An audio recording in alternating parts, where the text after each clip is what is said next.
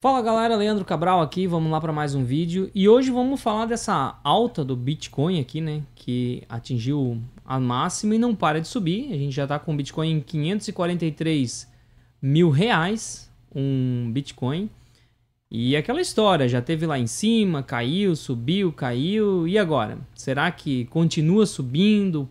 Você deveria investir em Bitcoin? Não deveria?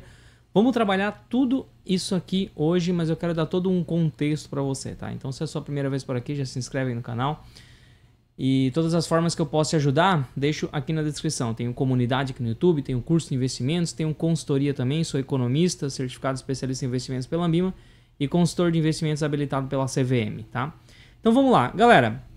Primeira coisa, né? Existe toda uma especulação em torno do Bitcoin. Tem gente que acha que Bitcoin é só uma especulação, que não vai dar em nada, que é uma bolha, e, enfim, tem várias coisas que se acha. A primeira coisa que eu quero que vocês entendam e que isso embasa a minha tese de investimento em Bitcoin é que a gente precisa entender o que é o dinheiro, né? A história do dinheiro. Então, antes de a gente ter o dinheiro de curso legal, como a gente tem hoje, ao longo da história sempre teve várias coisas que serviram como dinheiro, né? Vários metais, gado já serviu como dinheiro, sal já serviu como dinheiro.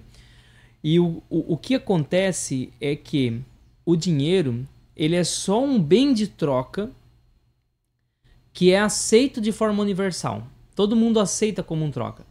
Porque se hoje você tem aí um carro para vender, né? E aí eu digo para você, beleza, você tem um carro, eu tenho aqui 10 bicicletas, eu quero dar negócio no teu carro. São bicicletas aí top, o pessoal usa para correr aqui, coisa fina. Você aceita? Você vai dizer, cara, o que você vai fazer com 10 bicicletas? Você não aceita.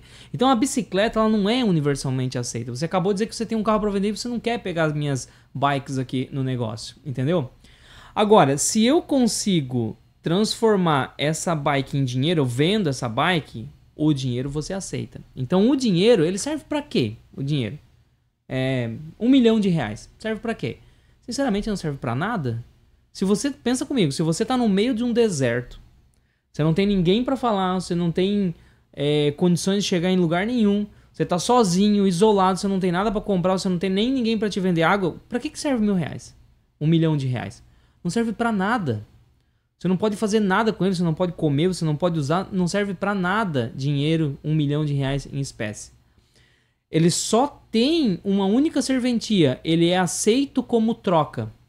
Então ele é uma mercadoria que a única função dele é ser aceito para trocar por qualquer outra coisa. Mas no fundo, dinheiro não serve para nada se não tiver algo para trocar por esse dinheiro que eu tenho nas mãos. E quando eu falo de qualquer outro bem de troca que a gente teve ao longo da história, é algo parecido. Tudo bem, tem bens de troca que até tinha uma serventia. Vamos lá, o sal. O sal já foi usado como um bem de troca. Eu posso usar sal. Não naquela quantidade que se usava lá para negociar como bem de troca. Entendeu? Quando eu falo do Bitcoin, cara, é a mesma coisa. As pessoas me dizem assim, eu não invisto em Bitcoin porque não serve para nada. Tudo bem, o que eu vou fazer com Bitcoin só por ter Bitcoin? Nada.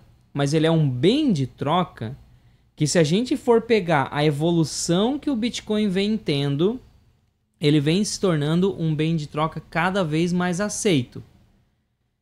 E se continuar nessa tendência, ele vai se tornar um bem de troca que pode ser aceito universalmente. E se for aceito universalmente, passa a ser dinheiro. E aí faz sentido eu ter esse cara nas mãos e ele vai se valorizando, beleza? Porque aí entra... Já vou voltar nesse ponto da escassez, mas primeiro eu quero que você veja como o Bitcoin vem tendo relevância, né? Por exemplo, hoje a gente tem aqui, eu tô com uma reportagem que saiu há um mês atrás. Foi no dia 31 de outubro de 2024, tá? Então, recentemente aí, né? E olha só a posição. Então, Satoshi Nakamoto, que nem sabe quem é esse cara, mas é o principal detentor, né? Que foi quem criou o Bitcoin, ainda tem 1,1 milhão de Bitcoin. E lembrando que o Bitcoin só é possível ter 21 milhões de unidades. Então, 5% praticamente está na mão de Satoshi Nakamoto. Depois a gente tem os ETFs de Bitcoin nos Estados Unidos com 1 milhão de Bitcoin também, né? Como a gente pode ver aqui, 1 milhão. Binance 667, BlackRock, olha só, empresa de gestão de fundo, BlackRock, Grayscale, MicroStrategy, também tem uma posição grande e fez um aporte recentemente, que não está contabilizado aqui. Governo americano, governo chinês, Fidelity,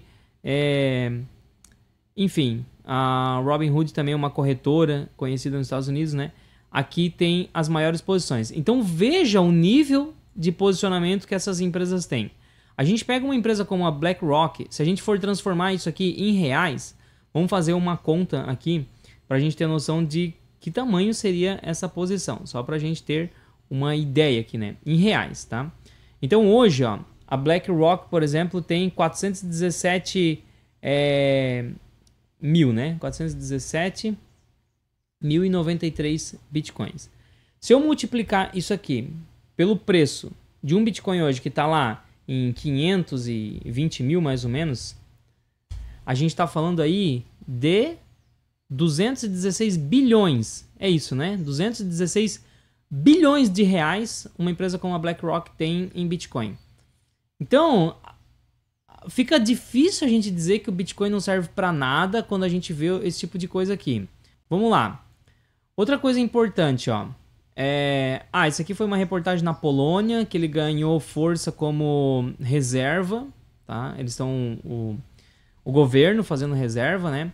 E saiu recentemente aqui, ó, por conta do Trump também, ó, Bitcoin atinge seu ponto mais alto após promessa de Donald Trump.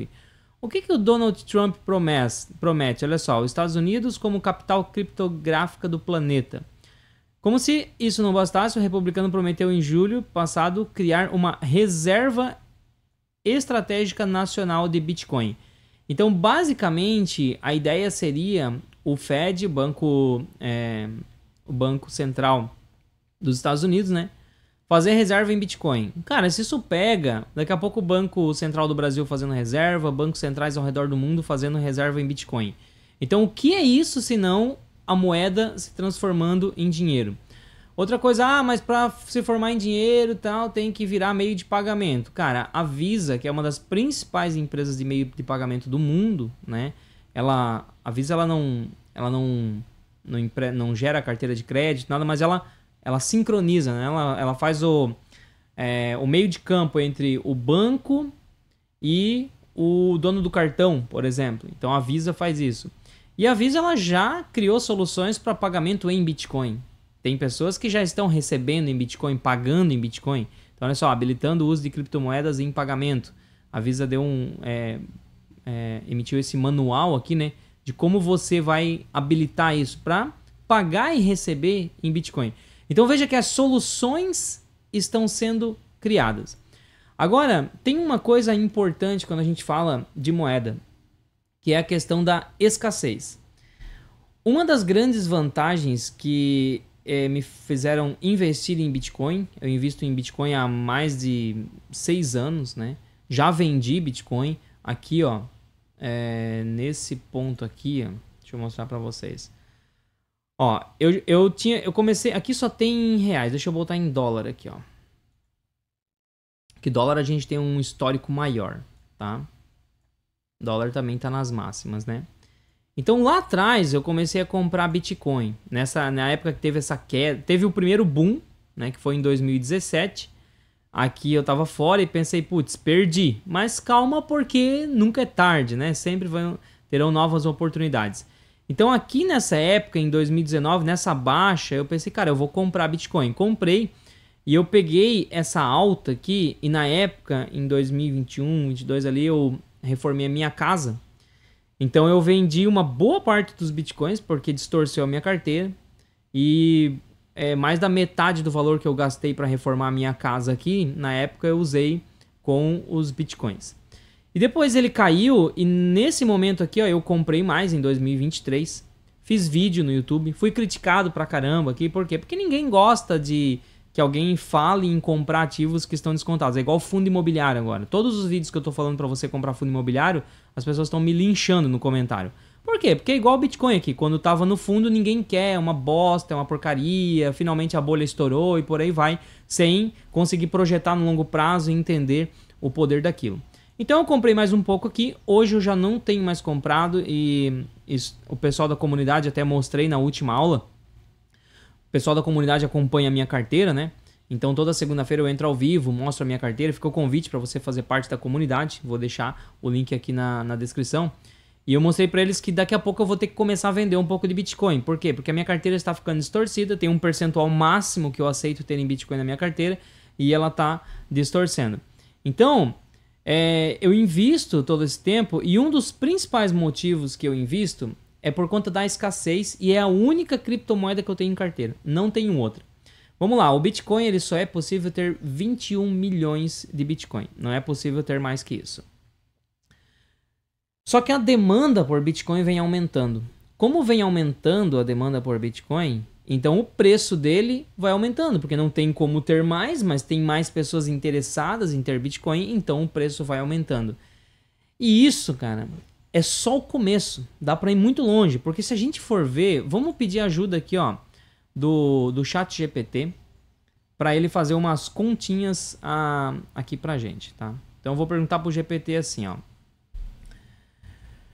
GPT, considerando que só podem existir 21 milhões de bitcoins,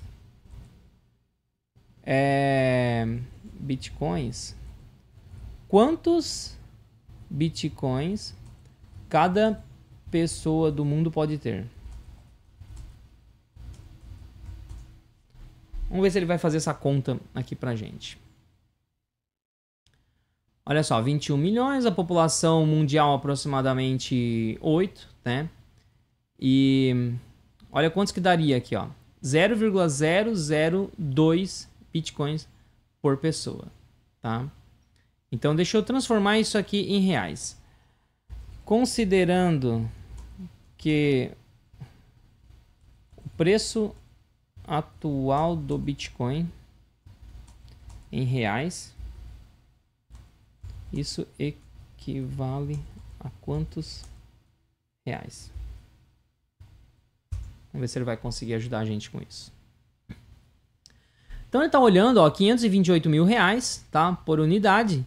Então equivale a 1.368 reais. Então no preço do Bitcoin hoje, se cada pessoa do mundo tivesse uma parcela igual de Bitcoin, cada pessoa só pode ter 1.368 reais em Bitcoin. Então aqui a gente consegue ver o nível de escassez que isso está chegando.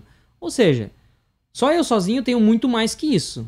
Tá? Muito mais que 1.368 reais. Só eu. E eu não chego nem aos pés dessa lista que a gente viu aqui.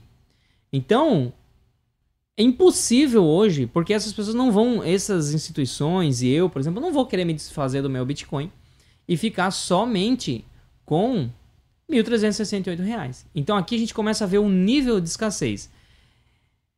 Isso aqui vai fazer com que quanto mais pessoas queiram Bitcoin, mais o preço vai subir. E se eu for fazer esse cálculo só no Brasil, e se eu considerar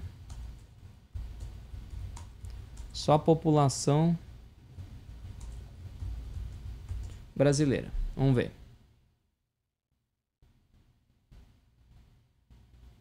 Vamos ver se ele faz a conta aqui, ó. Ó, 52 mil reais, tá? Ainda assim, isso aqui é menos do que a posição que eu tenho em Bitcoin hoje, tá? Eu tenho mais de 50 mil reais em Bitcoin. Então, só no Brasil, por mais que a gente dividisse o Bitcoin só entre brasileiros, eu já sou um cara que eu teria mais Bitcoin do que... Se eu não me desfazer de um Bitcoin, é impossível todos os brasileiros terem a mesma quantidade de Bitcoin que eu tenho. Então isso aqui, gente, é o quê? É sinal de escassez. Agora tem uma outra coisa que vocês vão ver aí. Eu não sou um cara que defendo você ter uma carteira 100% em Bitcoin, tanto que a minha carteira é diversificada, né? Eu tenho um percentual máximo em Bitcoin e eu vendo quando atinge o meu limite ali que começa a me deixar desconfortável. Mas tem gente que defende uma carteira total em Bitcoin porque todas as outras moedas, né, que o pessoal fala, porque a moeda fiat, a moeda criada pelo governo, porque isso aí tudo é inflacionado, vai perdendo poder de compra e você vai perdendo dinheiro, porque o que vale é o M2. Eu vejo os bitcoinheiros aí falando muito do M2, tudo é o M2 para eles. Porque o M2 está crescendo 20, 30% ao ano, então a inflação é 20, 30% ao ano e o IPCA tá errado. Gente, essa análise está totalmente errada, tá? A inflação de um país, de uma nação, não tem nada a ver com o M2. Porque o M2, o que é, para você entender?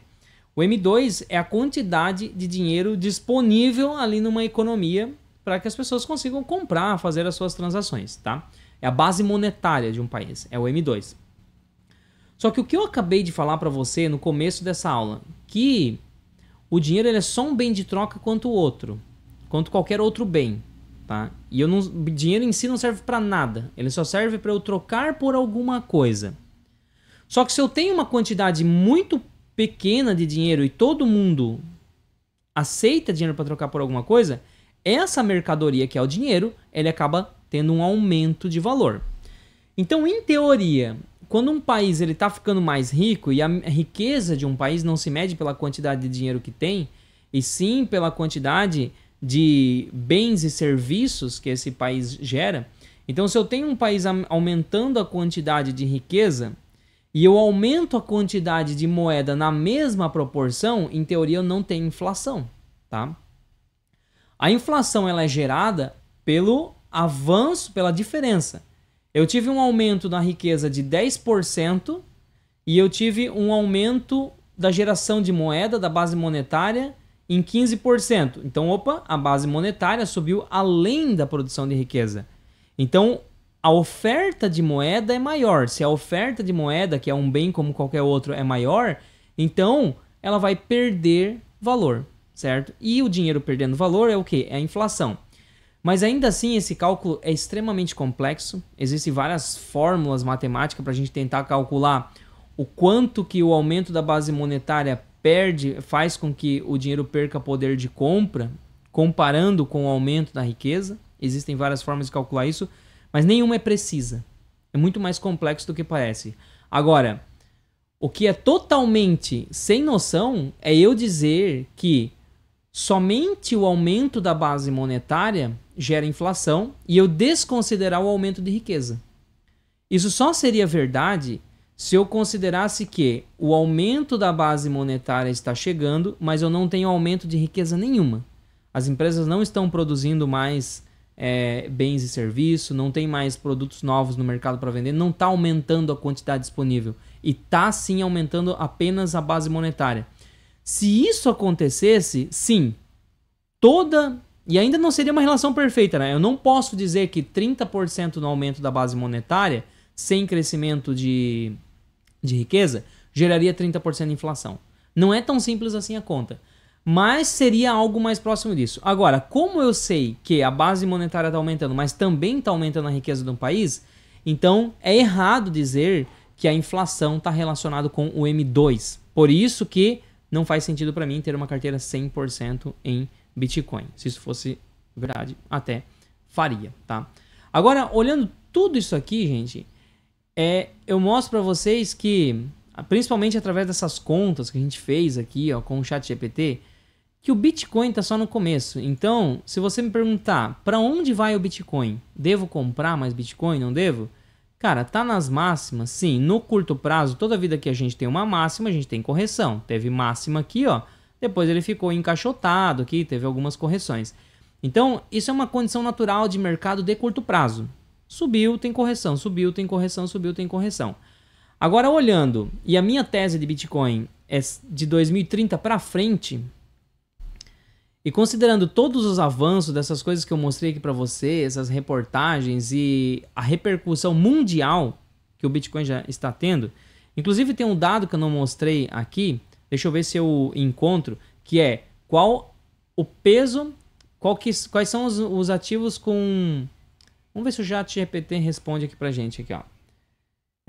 Quais os ativos com maior valor de mercado do mundo?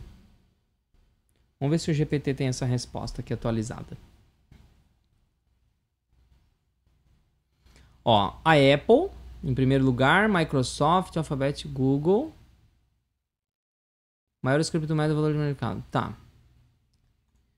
Vamos perguntar aqui, ó. Em que posição está o Bitcoin? Vamos ver a posição do Bitcoin.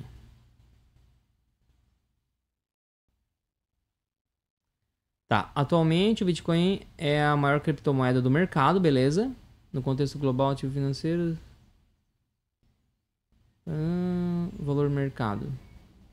Ó, ele colocou em 7º lugar o Bitcoin, tá? Ó, o ouro com 17 trilhões de dólares, a Apple 2,5 trilhões de dólares, a Microsoft 2,3, Alphabet, Amazon, tal, Bitcoin em 7º lugar. Teria que confirmar se isso aqui é verdade, mas a última vez que eu vi uma reportagem oficial estava em 9º lugar. Com essa alta, pode ser que sim, tá? Que ele já tenha atingido aí o 7º lugar.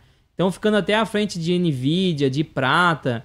E aí, assim, você dizer que Bitcoin é só uma bolha, que o mundo não tá de olho no Bitcoin, eu acho um pouco difícil, uma vez que a gente vê toda essa relevância aí que tá tendo o Bitcoin no mercado, tá? E aí, gente, a questão de comprar ou não comprar, eu diria assim, se você vai investir no curto prazo, quer fazer um dinheirinho rápido, eu não compraria agora, que eu acho que tá nas máximas. Não quer dizer que não vai subir, mas fica muito arriscado. Agora, quando a gente olha no longo prazo, e considerando essa característica da escassez que eu falei para você, e todo o avanço que até hoje não teve uma queda, o avanço da relevância do Bitcoin no mundo, empresas comprando, meios de pagamento sendo criados, hoje já tem várias fintechs aí criando aplicativo para que você faça pagamento e recebimento em Bitcoin, né?